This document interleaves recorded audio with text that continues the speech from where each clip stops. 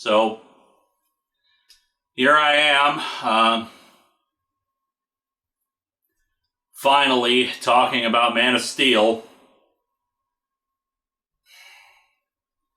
Long past, I think that people would stop caring by this point. I mean, theater certainly had. I had to, find one of two theaters that are within driving distance of me that were still playing it.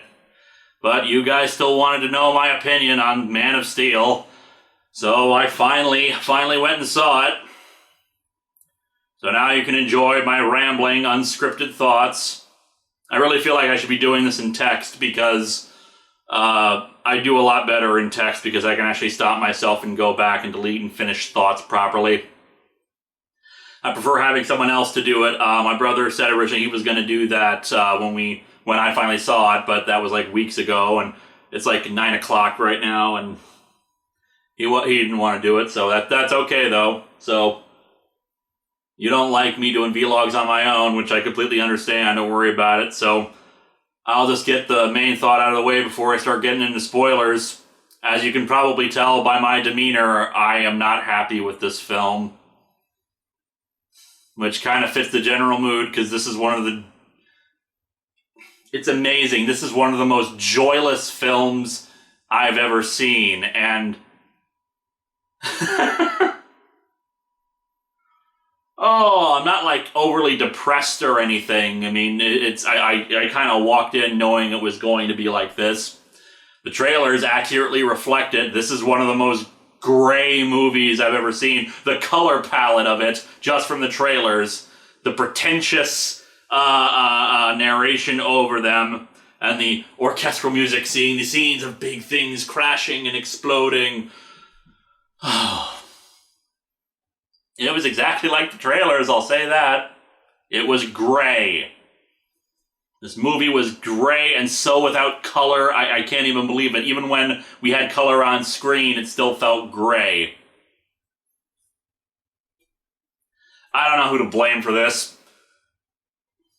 I could get into some of the technical stuff. There was a lot of shaky cam. I was not entirely happy about that. I mean, the parts that didn't need shaky cam were fine. The action sequences were full of them. There were bits of action scenes that actually... Let me get this out of the way real quick here. There are moments of brilliance in this movie, actual things that I would really love in a genuine Superman movie. But they were so scattered about and so few and far between. I don't even know where to start with this. I suppose I can just go scene by scene as I usually do with these kind of vlogs. So let's start with the beginning. First 20 minutes of the movie is End of Krypton and setting up Zod. Parts of that, okay. Really went on too long. I mean, Lindsay, the nostalgia chick, said that we're supposed to, she had a problem with the opening scene because, I think it was her, anyway, I'm trying to recall back to Con Bravo at the end of last week. It was just, why are we supposed to care about these people? I do kind of care about them because, planets blowing up and people are dying and stuff, so I care about that. Because, that sucks. General empathy for other living creatures. Another thing that Superman seems to lack in this movie. I get why they don't call this movie Superman.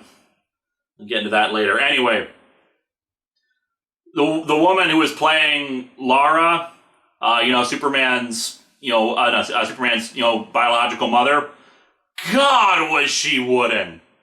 One of the most wooden performances ever. I think she did one sexy cry, when she saw her son, flying off into the distance. They could have done so. I imagine if I was, being separated from my child, I would be crying my heart out about not being able to see him ever again and feeling really bad about it. And Zod even, even when Zod threatens, kills her husband, because Zod kills Jor-El, and she's still not even no. She's just standing there. He is beyond your reach. God. Ugh. Oh dear, oh dear, oh dear, oh dear, oh dear. So, the movie is interspersed with flashbacks back to Clark's childhood. So we, cut around a bit to him, to his father, giving him life lessons and all that. I always forget this actor's name, the Field of Dreams guy. I mean,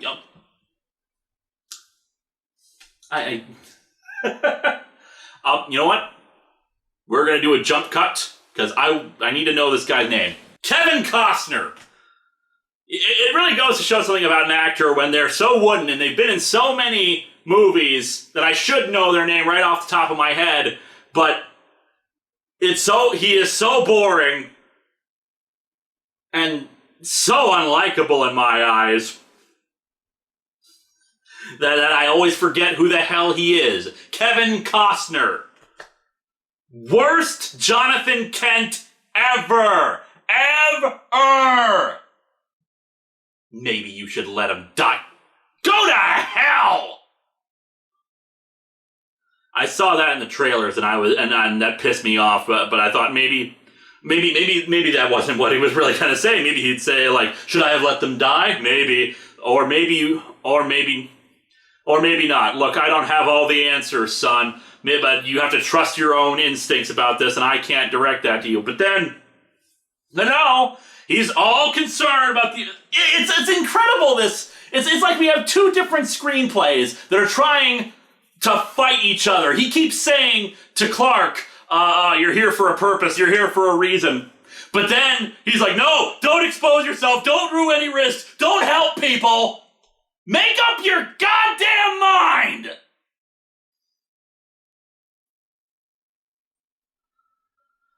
Because you can't do both!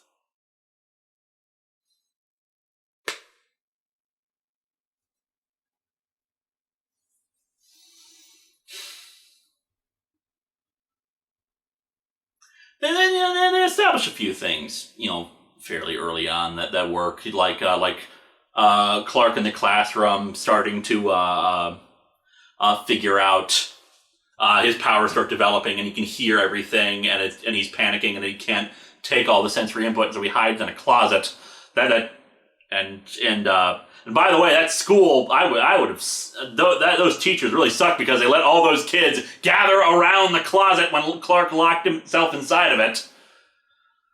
Back at any other school any school when something like that happened, when a kid suddenly panics and runs out of the room and does something like that, because that kind of thing happens. Teenagers and middle school students, kids are developing, they don't understand, they have problems, and, they can rush out and not know how to deal with things.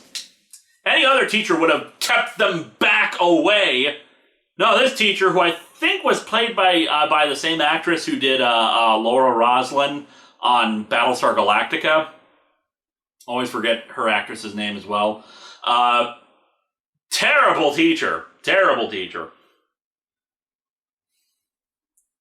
His mom goes by and tells him, you gotta, focus on things. You can control it. Imagine it's an island. You're on an island. And focus on the sound of my voice. She taught him how to focus. I like that. I like that kind of stuff. By the way, Jonathan Kent. More on Kevin Costner. God.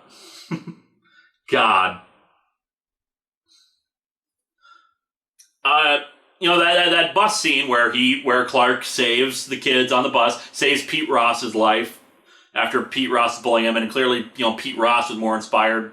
It's amazing. I'm going to get into this a bit later, but man, everybody else is, we don't need Superman because it seems every other human being is a better person than Superman.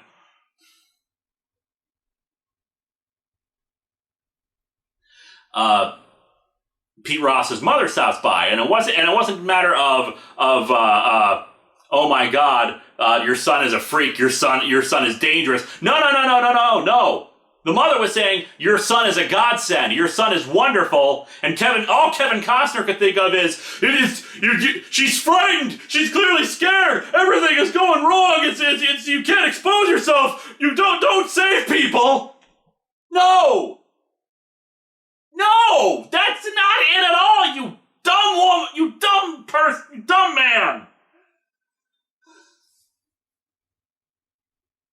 Superman gets his morality from his parents and his upbringing.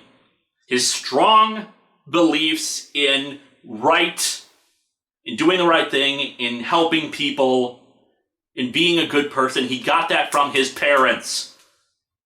I have no idea what the hell his parents were actually teaching him in this movie.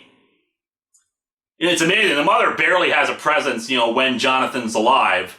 But Martha Kent, when Jonathan is dead, she's, much more supportive, much more happy, and, is still kind of afraid, but, supports Clark, loves Clark, and understands that, these are possessions. Possessions can be replaced. You're more important.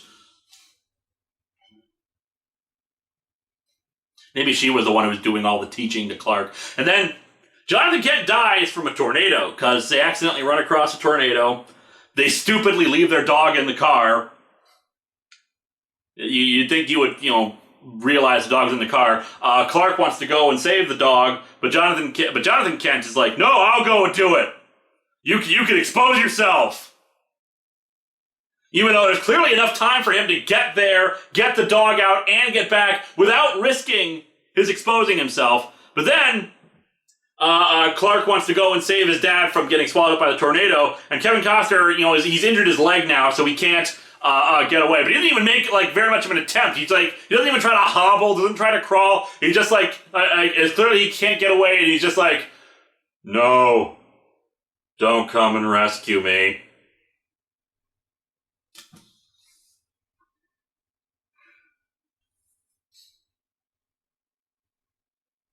No.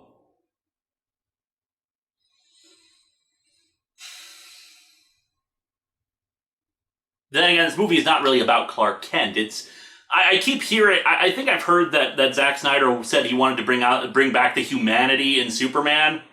No, because frankly, his alien part of him seems to be the most focused thing, and it seems to be this recurring problem with all the Superman movies, that they care more about the fact that he was born Kal-El than he was raised Clark Kent. It's a problem with writers who don't get the character.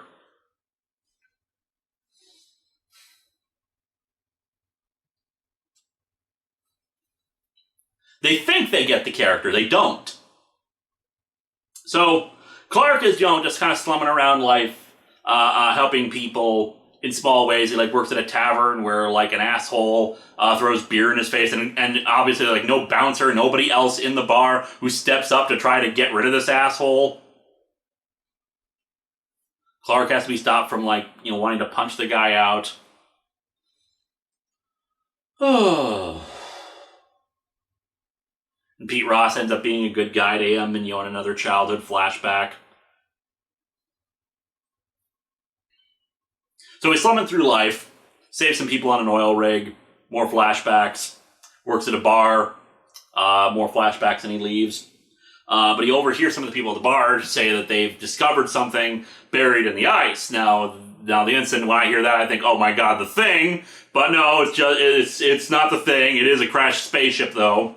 It's apparently a crashed scout ship from 20,000 years ago.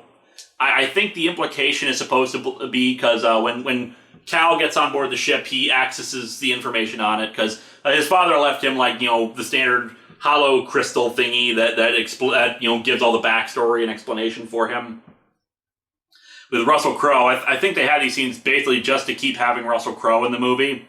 He's not that great. He's okay. He's about as wooden as Lara is, although just slightly more emotional. But I think that's more because his face is very much like that other actor. I'm so bad at remembering actors' names. The guy who I said in the Predators vlog a long while ago, is it Adrian? No, not Adrian Vaughn. Adrian Brody, maybe. The guy who has the permanent eye thing, where they look like they're constantly pouting. Russell Crowe has that face. He looks like he's constantly going like this.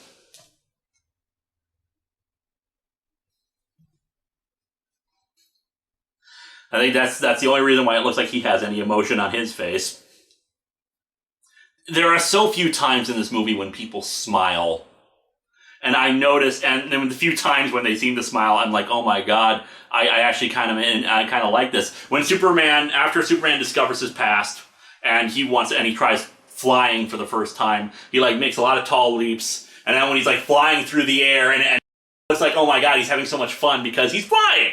You'd be excited too. You'd love it. That looks great.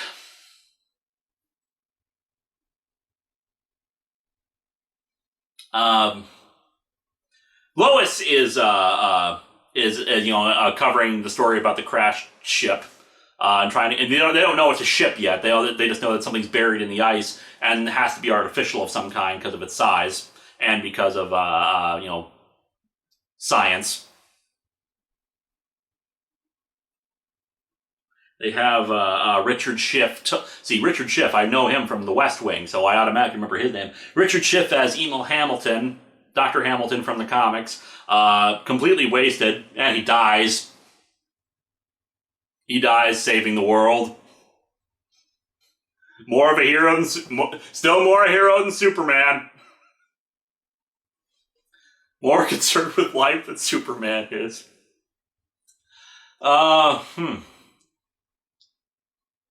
Yeah, completely wasted. They're examining this crashed ship. Lois notices Clark among the crew and notices Clark, walking away and follows him. It'd be really easy. They say that this Canadian court order forces them to let Lois onto the base to cover the story. I would have more thought, if they were actually going to follow things, Lois's father is a military general. Why didn't she ask her father to let her in?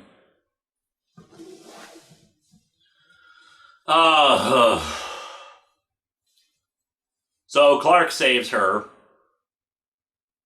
after a security android that's still functional after 20,000 years.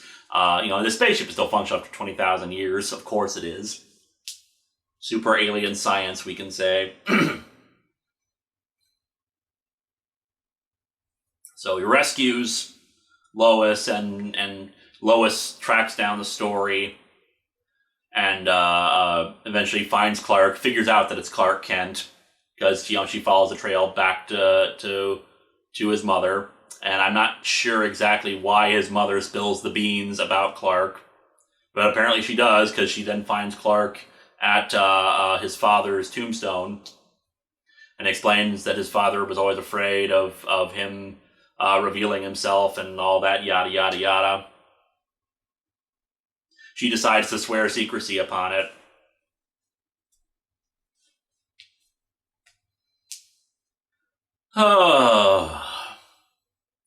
Lois is taken. Zod ship shows up. Zod was established in the opening of the movie, of course, like I said. He was sent into the Phantom Zone, which I guess the Phantom Zone in this case is being encased in ice and sent into orbit on a prison ship or something. When Krypton is destroyed, he and his followers are free, with two characters who there's an entire crew of them, but I think there are two that are supposed to be Ursa and Nan, but they don't call them Ursa and Nan. I listened, they clearly call them different names.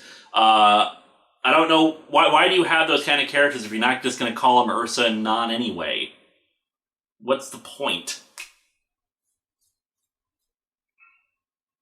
Of course, Nan, we never actually see his face. He's just a guy in big armor suit.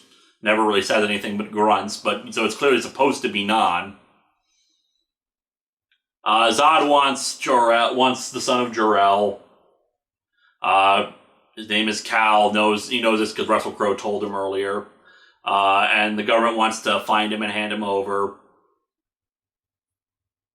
And when it's revealed that Lois knows who he is, they take Lois and Superman. And now let's get into some really stupid 4 scenes that should have been cut, or at least been redone. Superman goes to a church. He goes to a church and talks to a priest, very briefly. And, and there's this big mural, like stained glass painting of Jesus behind Superman as he's talking to the priest. Subtle! They didn't even try to, why would he see a priest about this unless unless they were going to have the religious thing of Jesus wanted, passing through Gethsemane, that kind of thing. He's willing to sacrifice himself because to humanity and let them surrender himself. It's just this random priest we've never seen before.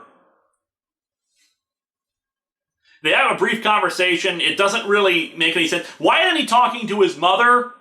Why isn't he talking to Pete Ross? Why isn't he talking to anybody else but just this random-ass priest? This feels like a deleted scene that accidentally got stuck in the movie. And they should have cut it, or at least rewritten it so it was actually someone who mattered to the story. The priest seemed to teach him more than his parents did.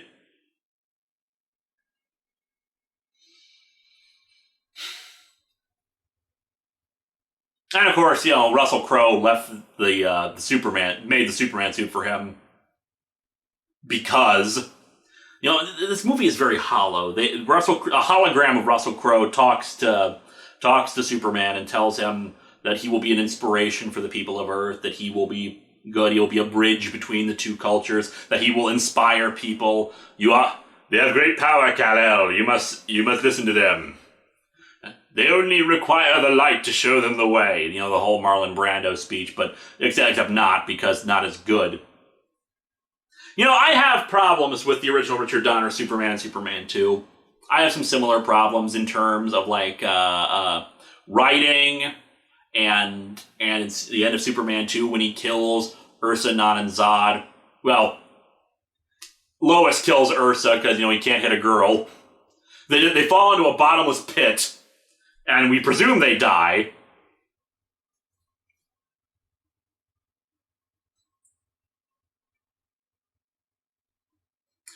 I don't like him killing them. Superman should not kill. I'll get into this. Batman should not kill. I like Batman 89. I like Batman Returns. I like Batman Begins. They all have this problem of having the hero die. At least in Batman Begins, he tries to get out of it in a loophole. Doesn't really work, but, they're otherwise good movies, so I will forgive them those points. But let's continue on with this. Superman shows up at the army base. I actually like this scene as well. Superman arrives and surrenders himself to the army and explains, I don't trust Zod, but I gotta take a leap of faith and trust humanity. I can trust you guys, and I need to trust you guys because, yeah. So he goes and talks to Lois. I like this scene as well.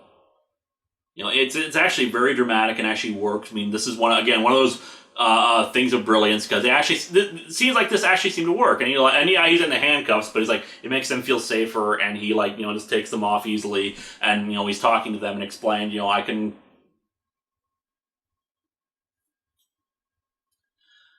There is a story there's a comic, just more recommended reading, Superman's Secret Identity. It's basically another version of Superboy Prime, but done where he was actually compassionate. A guy is named Clark Kent. He goes through life getting taunted, called Superman by his peers. Even meets a woman named Lois Lane, and of course she got taunted throughout her life because of this too. But it then turns out, oh my God, he does have powers. He is Superman basically. I don't remember if he was if he crashed from another planet too, or if he just spontaneously develop powers, and what he does is he goes to, it basically explains to the government, look, I can destroy your military, I can take over the world, I can do all of this stuff and all this damage, but I won't. I could do all this, but I won't. I want to help people, I want to work with you guys. I don't want to be your puppet, but I don't want to be your enemy. I want to help you. I want to help, and I could do all these horrible things and take over the world, but I'm not going to. And that stuck with me because it really goes to show just, the humanity of Superman. He could do all these terrible things. My brother hates Superman. My brother is a much bigger fan of Batman, thinks that Batman is a better character. He thinks Superman is boring.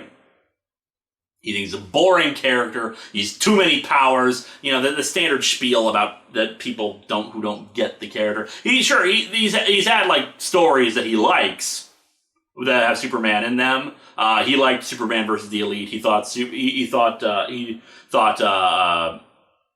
Superman. He liked Superman.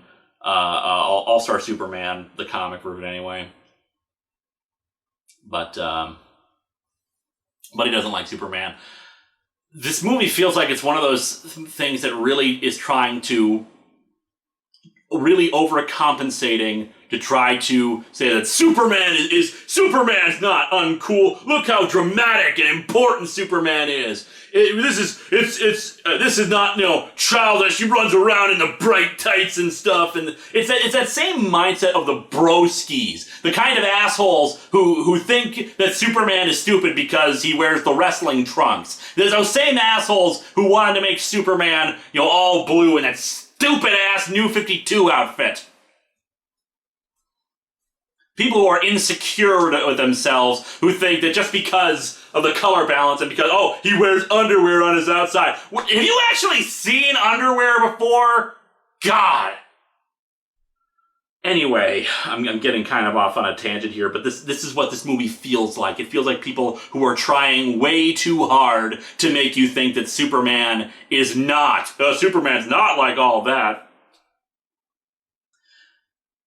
Going back to, other Superman, recommendations, again, Superman versus the Elite, which is an adaptation of one of my favorite Superman stories. What's so funny about truth, justice, and the American way?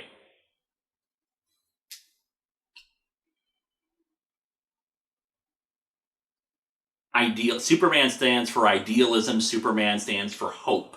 He really stands for hope. Not the hope, implanted in this movie. Again, we'll get to this. So anyway, Superman surrenders himself. They surrender him to Zod, and then and not Ursa. And for some bizarre reason, they say they want Lois Lane too. Why? I mean, she says later on that they did a mind rip on her and found out her memories. We never see that, so I don't know what the hell they're talking about. But why would they need to do that anyway? Clark's been on this planet for 33 years, they say.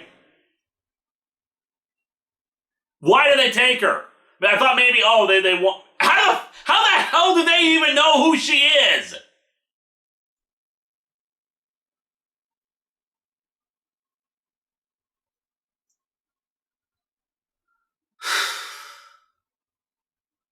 How the hell do they even know who Lois Lane is? Have they been monitoring broadcasts? I mean, I think they have been. But what do they care? What do they want from her? They just toss her in a cell. And then Lois manages to escape because Superman, gives her the data crystal, and for some reason there's a computer in her cell. Well, why is there a computer in her cell? Star Trek Voyager made the same stupid mistake, with Kazon prisons. The Kazon prison is just a line on the floor you're told not to go past.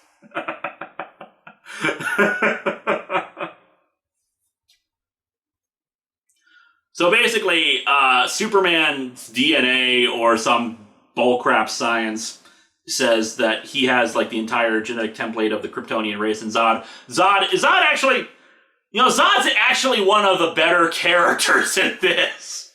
He doesn't say kneel before Zod, and he really should have. They set this up that Kryptonians don't have natural births anymore. They have They have artificially created children who are bred for their society, and in Zod's case, he was bred to be a protector of Krypton, and use all his military knowledge and focus to preserving the Kryptonian race and save them. He eventually tries to overthrow the Council at the beginning because clearly they're not trying to help Krypton because Jor-El warned them about the catastrophe. His actions all make sense except for taking Lois Lane, and he swears to Jor-El that he'll find his son and kill him, or he swears to Lara that he'll do that. Again, Lara showing absolutely no emotion. Zod is the only character I really get. He wants to, recreate his race, and he's willing, and at first he's like heresy for creating a natural-born child, but he does offer Superman the chance to join with him because, and this is before they find out that he has the DNA, and it really feels like, it's because, the Kryptonian race is dead unless he, saves it, and he's willing to do that, and I think he's willing to let Clark be a part of that, too, because he realizes there are not a lot of Kryptonians left. It feels that way. I could be wrong. And then when all the other Kryptonians are gone, he's like, there is no Kryptonian race anymore. I really feel I need to have my vengeance because, our race is dead now, so screw you. I get him. I get him so much. I kind of sympathize with him as a result. And yet I still prefer the Superman 2 Zod to him. Okay. So they escape from the ship, and Superman saves Lois Lane, of course. And they create, and Zod unleashes this terraforming device after he finds out that Superman has the genetic template of the entire Kryptonian race on his DNA again somehow. And Superman and Lois go to the military and say, "Hey, we know a way to stop Zod," because Russell Crowe talked to Lois and apparently downloaded info into her brain or something. I don't know. I think we missed something there. Another thing, I like that Lois actually was kind of active on the ship, on the Kryptonian ship, and used Russell Crowe's knowledge to help save herself and get out of the ship. Probably should have gotten into a different pod to escape the ship, because then one of the Kryptonians punches a hole through it. Whoops. So they do that. And so they come up with this plan to stop the terraforming. Now, one of the big critiques of this movie that I've seen, that I have been unable to avoid the spoilers for, is that that Superman, causes a lot of destruction in Metropolis. And as I'm watching the movie, I'm thinking to myself, oh, it's Zod's device that's doing it. It's not Superman that's doing it. I mean, we see buildings being leveled and things just being destroyed as the terraforming device, lands over Metropolis, and then on the other side of the Earth, the Indian Ocean or something, Superman goes off to stop the one over the Indian Ocean for some reason. I don't know why that one in particular. Maybe, you'd think you want to stop the one with all the people who are in danger. So they do their plan, and after after Superman destroys the one in the Indian Ocean, they do their plan on the other side with the military. During this, Metropolis is, very 9/11 war zone kind of a thing. Lots of wreckage, lots of people screaming and running away. I think a woman who's supposed to be a female Jimmy Olsen. I'm not sure because I can't remember her name ever being said in it. I think they said her name was Janie Olsen or something like that. Perry White, sees the woman trapped under rubble, and he recruits another reporter as the terraforming field is getting closer and causing more destruction. And clearly, if they take time to save her, they'll probably get killed as a result. But he does it anyway because it's the right thing to do. Because it's the kind of thing that Superman would do. Benny Superman's on the other side of the Earth with no people around, inspiring no one! They keep talking in this movie about how Superman is supposed to inspire people. When the hell does he do any inspiring? Everyone else is perfectly heroic and willing to sacrifice themselves to help others, while he's busy doing something else. When the hell does he inspire anyone? Everyone else in Metropolis, Richard Schiff sacrificed himself to activate the device because apparently he just needed to turn the thing the right way. Whoops!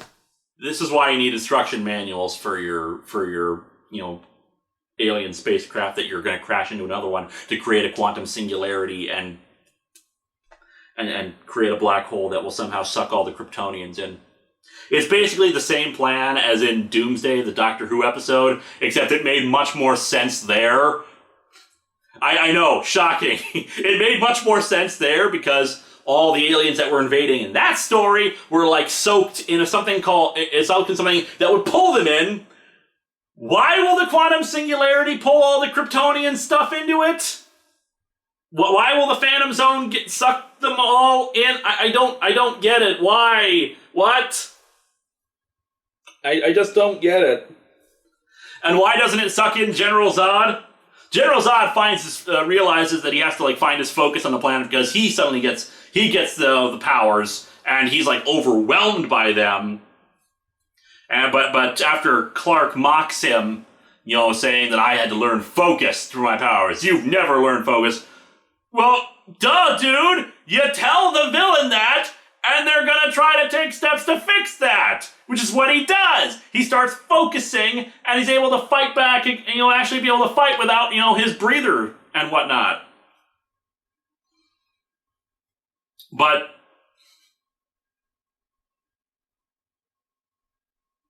Zod doesn't get sucked in. I don't know why. It can't be because he was buried under rubble, because all the other Kryptonian crap got sucked in too.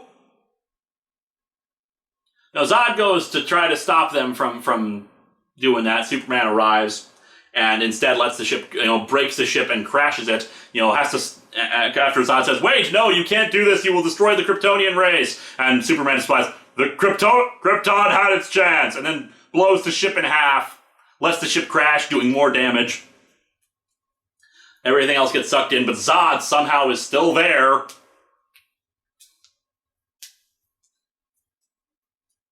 Zod is still there. Ruins in the background. Doug Walker was talking to me about this. A big chunk of the city in ruins, flaming buildings. And I thought it was Lois Lane who said this, but no, it's like the Janie Olsen person who says, "He saved us." And there's all this damage.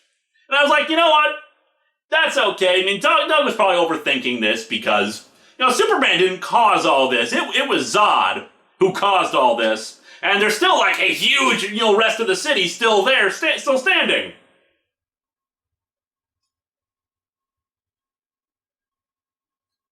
Richard Schiff sacrifices himself. Perry White is willing to sacrifice himself to save others. That guy from Law and Order, Special Victims Unit, I always forget his name too. The bald guy. He was in this as like a military guy. He's like inspired by Superman and says, "This man is not our enemy," after Superman saves his life. That's probably the only bit of inspiring he had. Oh, I forgot. During the fight, before the terraforming device is deployed, Superman fights not Ursa and not Anan in Smallville. Does huge amount of destruction there. And people, of course, are fleeing into buildings, and I'm pretty sure this was dubbed in later, probably at the studio's insistence. Superman says, "Get inside, you'll be safe there." Very flat delivery, he says that. It really sounds like it was dubbed in later. Because, no, they're not safe in their cities, in the buildings, because Superman and not Ursa and not Nan are smashing into everything in Smallville. This is Kansas, man! Go to a field!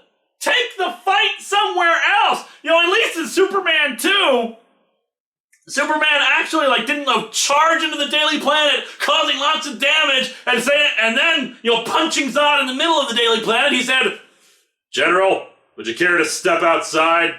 Which is both badass and tried to get him away from the people.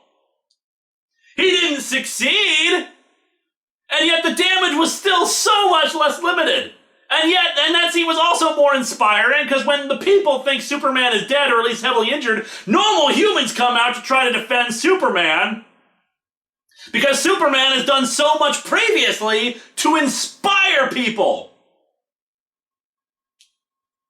Not in this movie. He saved us.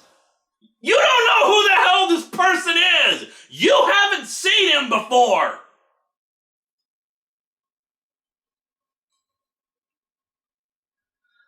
That is the only time Superman ever seems to show concern for other people. I mean, like I said, he saves the military guy. But the military guy still sacrifices himself too.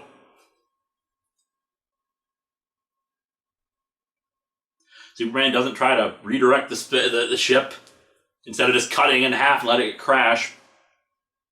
So now Zod's alive. Everyone else is sucked into the Phantom Zone, and Zod is pissed. He makes his final villain monologue saying, you've destroyed Krypton. I have no other purpose to live. I will have my vengeance upon you. Yeah, and this would be a perfect opportunity. He could have said, I will make you kneel before Zod. That would have been... I wouldn't be surprised if there was a cut scene, like, just for some stupid reason they cut it, if they even included it in the script to begin with.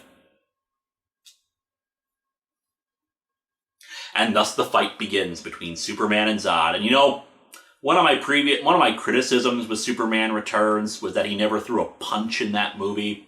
Because I like to see Superman punch things. I am a man and all of that. And there aren't a lot of people who can survive a direct punch from him. So you know, there's actually a few bits where, you know, Superman and Zod are fighting, and we actually like see some decent action. It looks cool. It looks great. Superman does not think in this movie. One of the big criticisms of the death of Superman is that Superman goes out and it's just action. It's just punching. It's this constant. It's this other criticism about Superman, that he's just a brick, that he doesn't think, that he's not smart. Batman is smart. Superman's not smart. He just punches stuff. No. Superman is a reporter. Superman went to school to be a reporter. Clark Kent is a smart person with homegrown Midwestern values. You don't land a job with a major metropolitan newspaper as a reporter if you don't demonstrate some smarts. But Superman in this movie is not smart. Superman in this movie does not think. So, battle between Zod and Superman, crashing through everything, causing destruction, blowing up buildings, leveling things. Superman has plenty of opportunities to drag Zod out somewhere where they won't do any damage, but he doesn't do it, because Superman in this movie does not think. And then comes the moment of truth. They crash into, like, the Natural History Museum. People are fleeing, but some people are, I guess, in a state of shock and just, like, standing off to the side. Zod says, I will kill humanity, and he starts unleashing epic heat vision, you know, going over to try to kill some people. Superman's got him in a headlock. You'll only stop me if you kill me. And this is like, you know, at least a full 20 seconds of him just holding him as, like, the heat vision starts getting closer. And Superman snaps Zod's neck. And then he lets out a pain. No! That he was forced to do so. Seems like, you know, this is the kind of thing that would break a hero like Superman. Superman should not kill.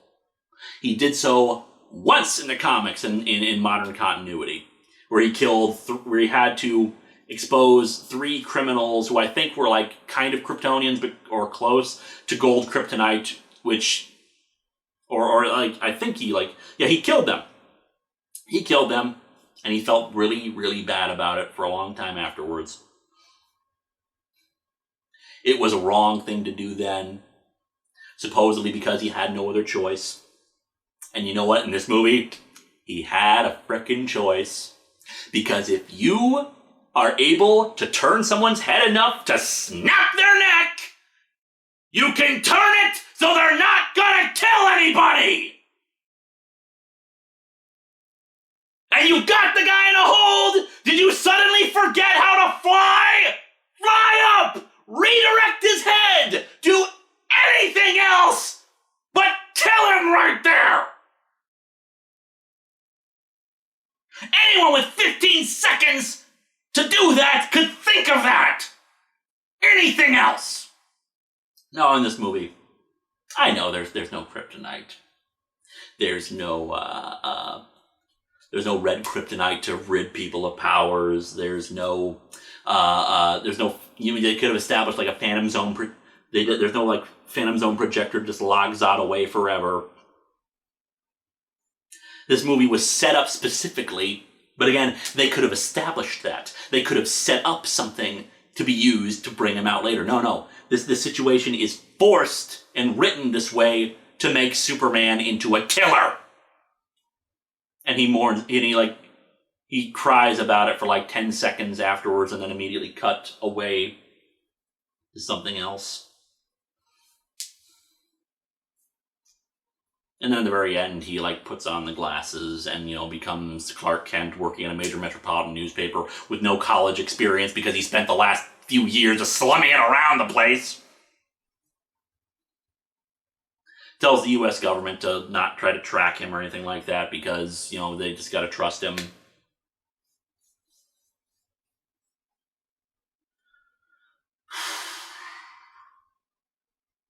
And by the way, in the last 5 minutes, or last 3 minutes, I should say, because this really quickly comes to an end, that's the only time we actually get any freaking jokes in this movie. Again, this is a really joyless movie. Like, no jokes at all until the very end, when, a female soldier who is subordinate to the main military guy, after Superman flies off and says, "You just have to trust me," She like giggles and he says, "What's so funny, soldier?" "Nothing, sir. He's just kind of hot." That got a smile out of me. I think that was like, 1 or 2 jokes out of the end of the entire damn movie. And then Man of Steel.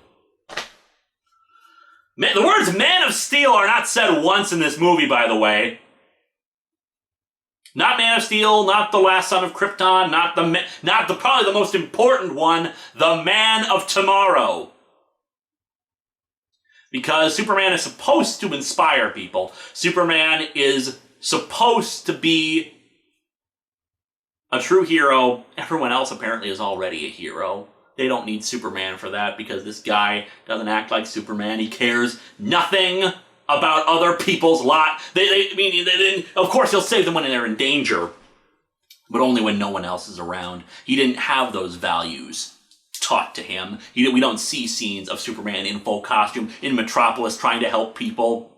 This movie is just is too busy trying to be so damn pretentious about Superman being this beacon of light that they forget to actually show him being a beacon of light. The action's okay. Like I said, there are scenes of brilliance. Like near the end, there's another scene, again, with like Clark as a little kid playing with his dog, wearing a red cape. And does the Superman pose. Never does that pose in the actual movie.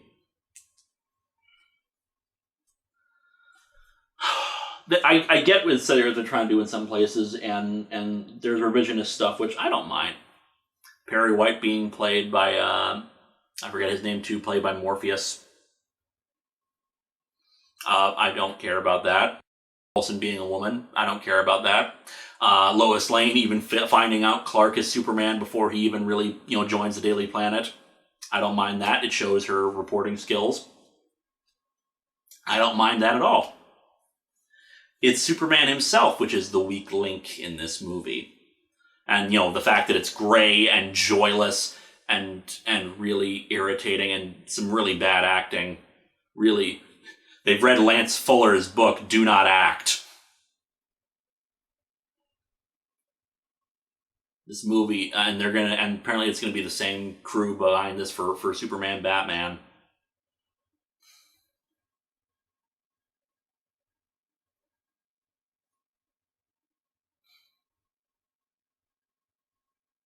I don't know what else to say. I don't like this movie. I did not like it at all. I understand why everyone else does not like it. I also get why other people do like it. But I can't like it because in my mind it does not get the character. And Superman does not need a reinvention. There's a reason why the character has endured for 75 years. There's a reason why All-Star Superman is one of my favorite comics ever, because it gets Superman.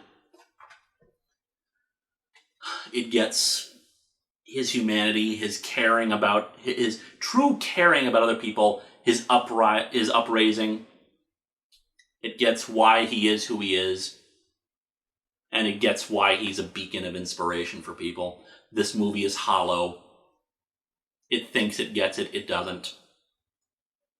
They're trying to reinvent it, kind of like how they reinvented Batman, because it was the same damn creative team, David S. Goyer and Christopher Nolan, who wrote the movie. And they don't get it. They don't get Superman. Zack Snyder was the wrong person to do this to. It's amazing that Watchmen, a much darker story, a much darker movie too, had more jokes and more color to it than Superman! I'm sorry if it seems like I'm angry at you guys. I mean, if you like it, that's fine. Opinions are opinions. You can like what you want. But me personally, I do not like this movie. I am going to go now and upload this vlog. And then I am going to watch some clips and listen to the soundtrack to the original Richard Donner Superman, which has its problems too, but it got the character more. I mean, that one, it seemed like Superman was very detached from his from his humanity in terms of like being a normal person, but he was still heroic. He felt bright and inspirational. The music reflected that. I think, like I said, it's one of the problems that it seems to think he's Kal-El before he's Clark Kent, and it's not. Superman and Batman have the opposite thing. Bruce Wayne is the mask that Batman puts on. Superman is the mask that Clark Kent puts on. That's what makes them different. Clark Kent is Superman. Not Superman is Clark Kent.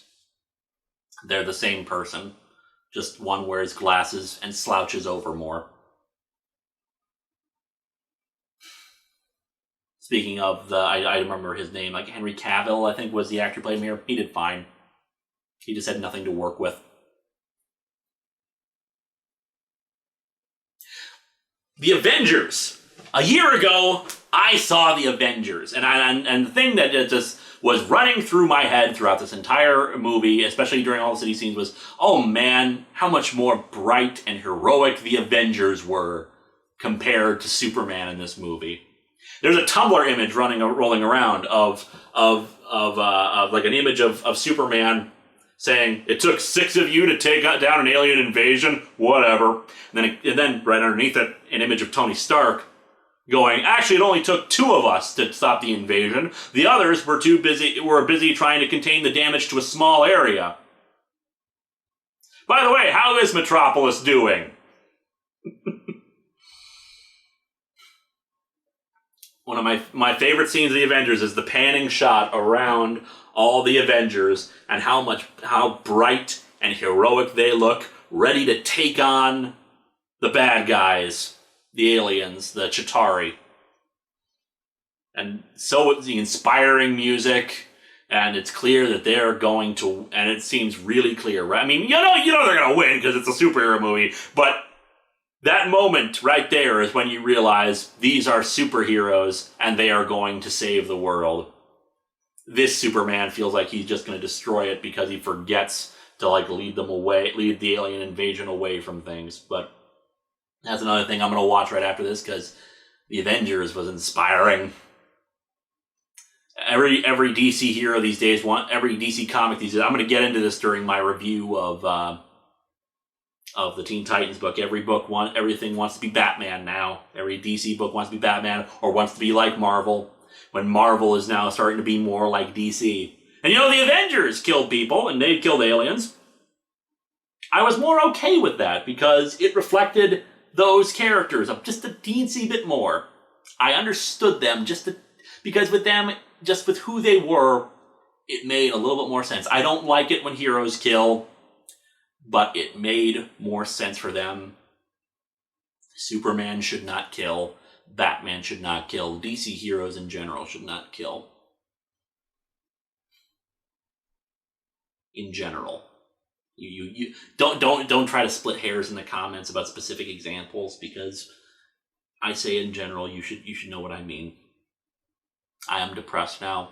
I am going to watch some real clips of Superman. Superman the animated series. I'm going to read some real Superman comics.